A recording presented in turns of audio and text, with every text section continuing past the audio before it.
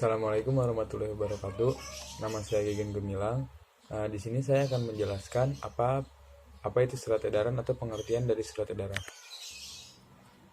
Pengertian dari surat edaran adalah surat yang berisi tentang pemberitahuan tentang sesuatu hal, di mana pemberitahuan itu ditujukan pada beberapa pihak sekaligus. Surat ini berisikan penjelasan mengenai sesuatu hal, misalnya seperti kebijakan baru yang dari pimpinan instansi atau berisikan suatu peraturan dan lain-lain. Lanjut ada format surat. Format surat yaitu pada bagian ini terdapat kop surat, terdiri dari logo, nama, alamat organisasi, instansi, atau lembaga. Kop surat biasanya digunakan untuk menunjukkan surat formal atau surat non-formal. Yang kedua ada isi surat. Bagian isi surat merupakan pengumuman atau informasi yang ingin disampaikan kepada umum dengan urutan pendahuluan, isi pokok, dan penutup. Yang terakhir ada kaki surat, dan pada bagian akhir ini berisikan nama jabatan, tanda tangan pengirim, stempel, instansi, lembaga, atau organisasi.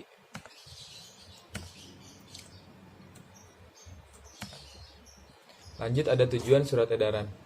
Tujuan surat edaran yaitu untuk membina hubungan kerja yang baik dalam rumah dinas maupun rumah bisnis. Seringkali ada suatu hal yang perlu diberitahukan kepada pihak lain.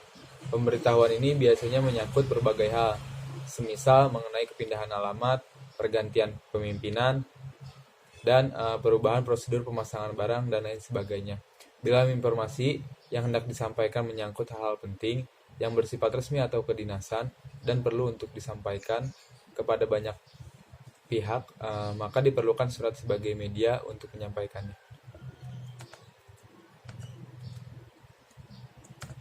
Ada macam-macam surat edaran. Macam-macam surat edaran yaitu dibagi menjadi dua, yaitu ada surat edaran terbatas dan ada surat edaran tidak terbatas. Surat edaran terbatas adalah surat yang biasanya ditujukan dari suatu organisasi atau instansi kepada para anggotanya saja. Misalnya, surat edaran dari koperasi kepada para anggotanya, dan surat dari ketua OSIS untuk anggota OSIS, dan lain-lain. Ada surat edaran tidak terbatas. Surat edaran tidak terbatas itu adalah surat yang ditujukan kepada masyarakat luas.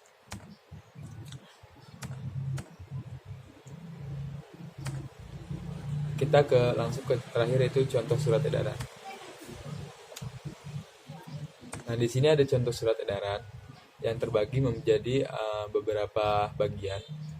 Yang pertama yaitu ada kop surat yang biasanya itu tergantung dari perusahaan, di mana kop surat ini berbeda-beda setiap perusahaan atau kedinasannya. Yang kedua ada nomor, perihal, dan lampiran. Ketiga ada tujuan, yaitu surat ini ditunjukkan kepada siapa. Ada pembuka. Yang kelima ada isi. Ini biasanya adalah tujuan dari surat tersebut. Yang keenam ada hari, tanggal, tempat.